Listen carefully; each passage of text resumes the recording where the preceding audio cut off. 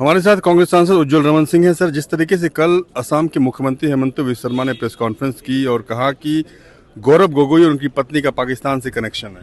देखिए, ये चुनावी स्टंट है, चुनावी एक तरीके से उनका जो है भाषण है और वो निचले स्तर का बयान देने के लिए उनकी बातें जग जाहिर हैं और चुनाव को वो ध्रुवीकरण करना चाहते हैं।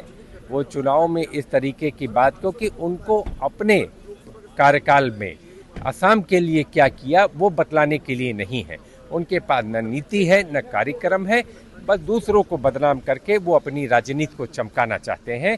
ऐसे लोगों का जवाब भोली भाली जनता असम की जरूर देगी, मेरा मानना है। उन्होंने ये भी आरोप लगाया कि गौरव गोगोई पाकिस्तान गए थे, 10 दिन वहां पे रुके, उनकी पत्नी भी पाकिस्तान के एक संस्थान में काम करती थी और एसआईटी जांच किया, उस एसआईटी जांच को उन्होंने गृह मंत्रालय को भेज दिया है।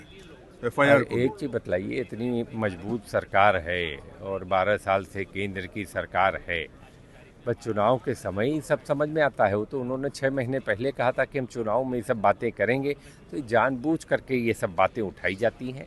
लेकिन मेरा मानना है गौरव गोगोई जी और गौरव गोगोई जी का परिवार ये सबसे परे है और कहीं पर भी उनको उनकी निष्ठा पर कोई सवाल नहीं उठता।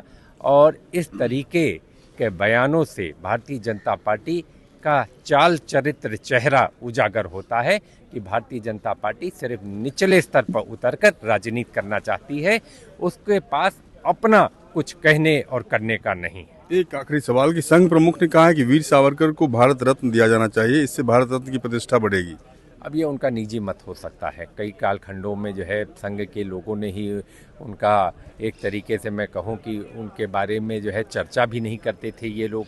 कई कालखंडों में उनको देखा जाना चाहिए और ये भारत सरकार को तय करना है किसको देना है किसको नहीं। लेकिन मेरा मानना है कि जो देश के सामने ज्वलंत मुद्दे हैं, आज जिस तरीके से भारत की संप्रभुता के साथ खिलवाड़ किया जा रहा है, अब अमेरिका तय करता है कि कितना आप कारोबार अमेरिका के साथ करेंगे। 75 साल में 50 बिलियन, 5 साल में 500 बिलियन। यहाँ से माल जाएगा तो 18% लगेगा, वहाँ से माल आएगा तो 0% का टैक्स लगेगा।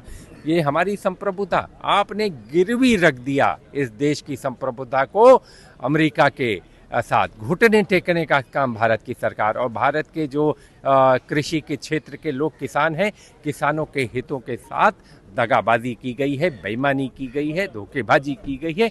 इसका जवाब सदन के अंदर आकर देश के प्रधानमंत्री को देना चाहिए कि किन मजबूरियों में किया गया यह समझौता है।